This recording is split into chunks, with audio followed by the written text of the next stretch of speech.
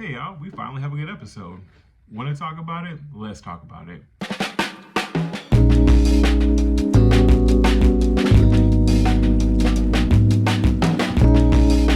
What is up, you guys? Welcome back to Leo Reviews. I'm your boy Leo, and today we are here to recap The Real Housewives of Atlanta, Season 15, Episode 10. And like I said before, we finally got a good episode. I honestly do not know which brunch was more exhausting, the one at the beginning of the episode or the one at the end, but we're going to get into it. Before we get started, please do all the YouTubey things. Please like, comment, subscribe, and if you want to see more of this face, then hey, let's get to it. So we have our first scene. It's a little cute, short little scene with Kenya. It looks like she's having family and friends over, and we get a really nice little touching moment between her daughter Brooklyn and and Kenya's father.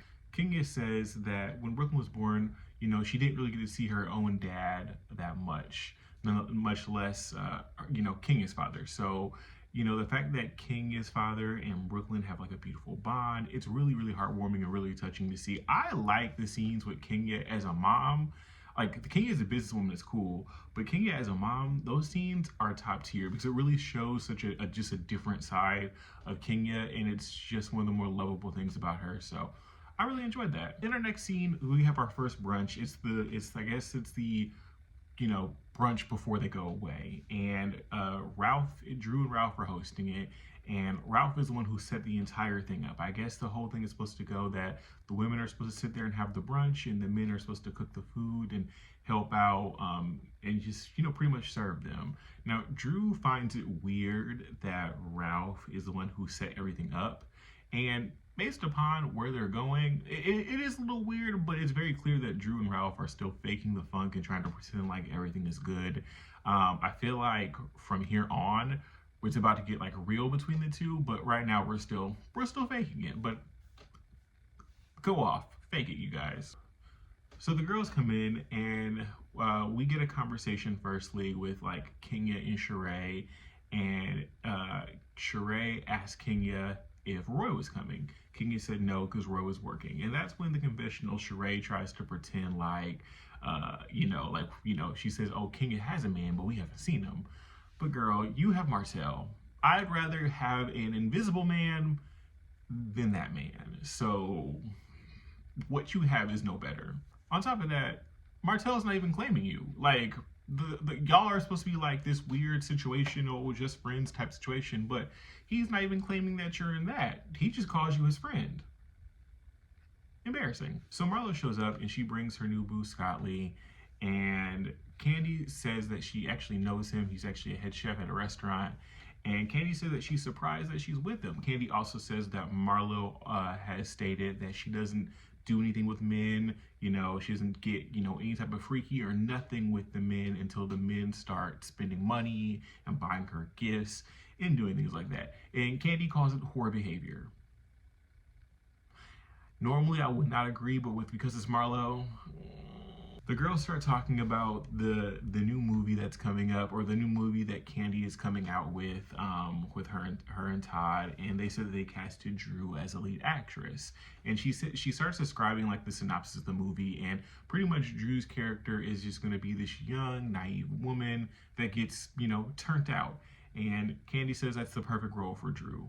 And based upon what we about to find out later on the season, I mean, it might be true. Hey, I feel like in this moment we're starting to like set up Drew's storyline for the upcoming of the rest of the season. Like I said, for right now, it's always been that Drew and Ralph are faking it, but I feel like from this point on, especially from the drama that's about to ensue from this movie that she's going to be in with Candy, I feel like we're about to get the breakdown and what caused like the breakdown and everything of their marriage. So they're having this conversation, and all of a sudden Roy FaceTimes Kenya, and Marlo says, "Oh, I know him. I went on a date with him quite a few years ago." And at that point, Kenya gets up and like walks away.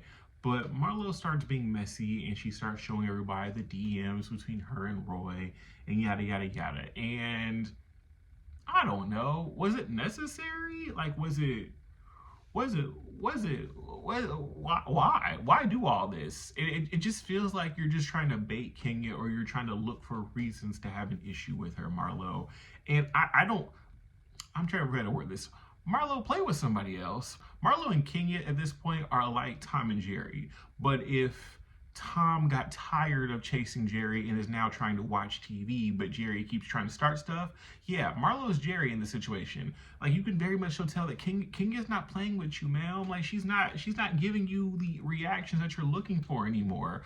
Stop trying. And that's what, just stop. So we get a scene with all the men, and honestly, I'm gonna be honest with you, I don't like scenes with all the guys unless it's we're watching New Jersey, and even that is sometimes just like boring. But typically when it's all the guys in the scene, nothing happens, and nothing happened. And unfortunately, I hate to say it, but the Atlanta guys are just not entertainment worthy to give them their own scene. So let's stop doing that. Now Sheree's messy ass decides that she is going to ask Drew about this whole lawsuit that Drew is going through about, I guess there was a chef that Drew was supposed to pay and Drew didn't pay the chef.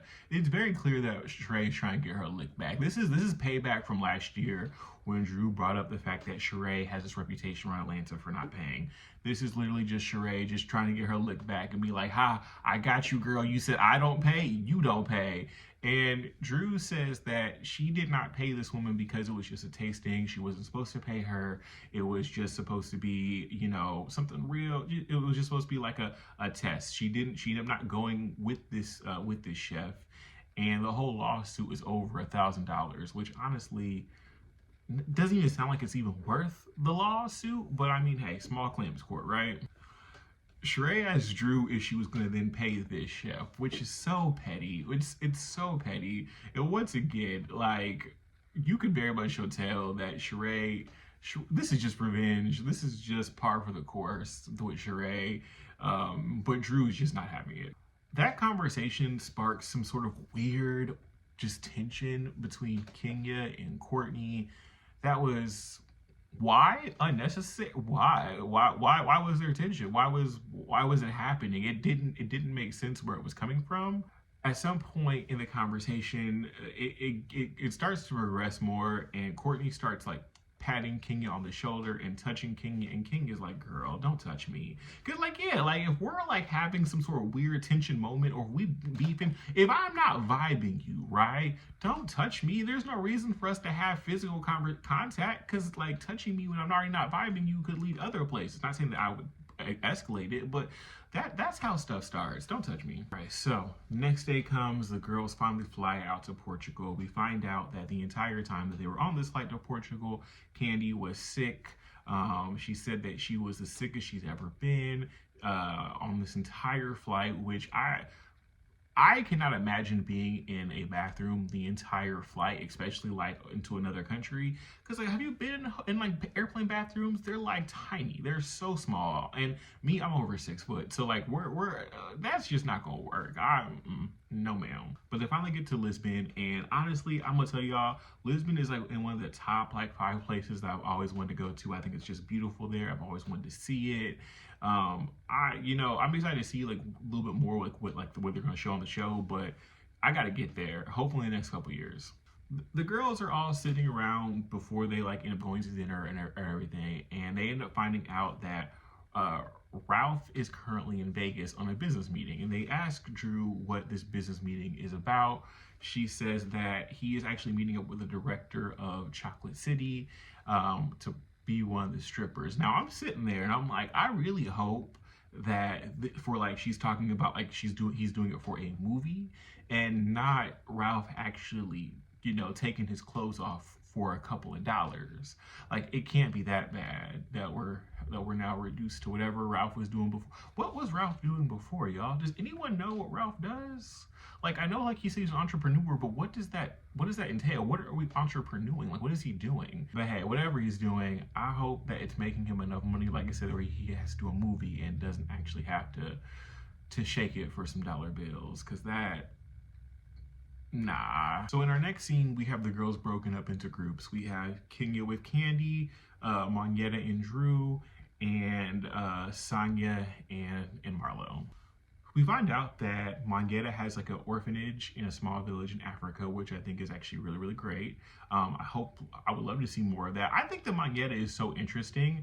I'm not sure how she is like Housewives worthy, but I feel like she's interesting. Like I feel like if they dove deeper into her, we'd see more of just who she is and maybe. But I don't know. I feel like we don't get enough Mangetta. I feel like the producers just edit her out, or they do a lot of they focus on other people. But I feel like as far as friends of the show goes, I feel like Mangetta is one of the more solid ones that Atlanta's had in a while. Drew ends up telling Mangetta that she's actually pretty salty with Sheree because Sheree brought up that lawsuit. But once again, Drew, that's hypocritical because you did the exact same thing to Sheree last year. Yeah, there was no lawsuit involved, but you brought up Sheree's finances and the fact that Sheree don't pay last year. Sheree essentially did the exact same thing to you this time. I'm sorry there's a lawsuit involved, but what's good for the goose has to be good for the gander. So, I mean, it's a par for the course, my dear. Kenya and Candy meet up and they talk about, the whole Marlo and going on the date with Roy. Kenya says that she's not worried about it because she already talked to Roy about it. He already told her that him and her went on that date. Kenya's not bothered by it.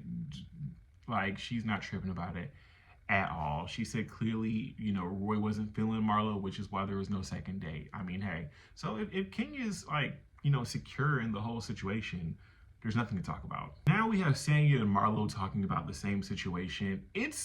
I don't know, it's weird, right? Because Sanya and Marlo are talking about this whole thing, and they're saying they're making the whole Marlo going on a date with Roy a deal. And it doesn't need to be a deal. It doesn't even need to be that deep. But they're trying to conflate the two, like, oh, well, Kenya was okay with talking to Sheree about what Sheree had, but she won't talk to me about this whole situation with the DMs with Roy. And it's like, the difference is that Kenya and Sheree were friends. So if I used to talk to somebody or someone used to talk to me and now my friend's dealing with that person, I'll tell my friend because we're friends.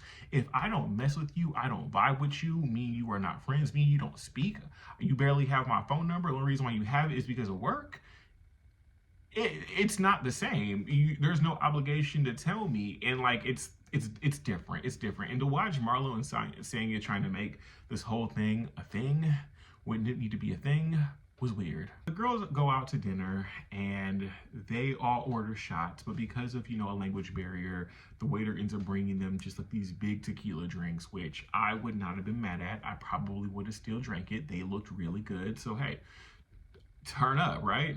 Courtney confronts Kenya about the little weird situation they had.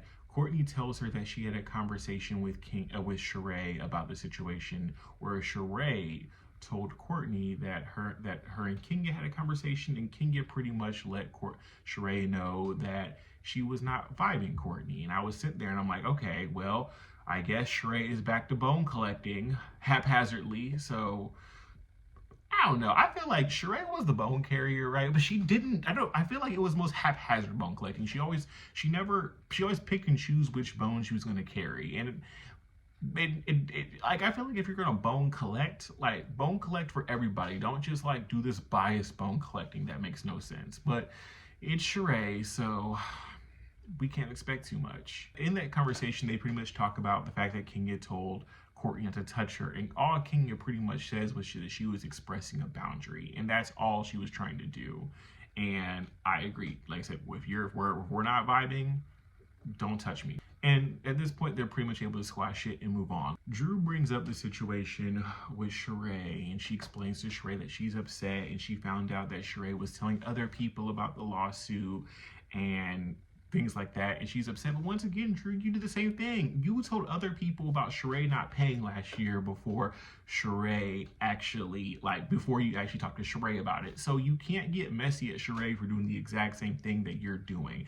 I cannot believe that you got me on Sheree Whitfield's side. I've never been on Sheree's side, ever. And the fact that I'm actually agreeing with Sheree in this situation, Drew, you're doing too much. Because this doesn't have to be a thing. And because Drew makes this a thing, they start arguing, and now they're going back and forth all loud in the middle of the restaurant. Sheree brings up the whole situation from last year yet again, where Drew went on that radio interview and said that she never received any Hershey by Sheree. And Drew's like, we already squashed that, which y'all have. Y'all squashed that twice already. And that's when Kenya, Candy, and then in the confessional, Sonya all speak up and say, hey, that actually was true. They were taking the She by Sheree back. There were certain things that they did not let us have. And turns out none of them actually got the She by Sheree, with the exception of Marlo, who seemed to get all the She by Sheree. So Sheree, you can't be mad at Drew when what Drew was saying was correct, when none of them really got it. At this point, the conversation heats up even more, and Drew is upset that Sheree is playing tit for tat in the situation, which, once again, Drew, what's good for the goose? You know what I'm saying? But they're going back and forth, and the conversation essentially goes nowhere, to the point to where Drew gets up, storms off, and walks away crying, and that's when Sheree gets up to follow her, and we're going to see the continuation of it next week.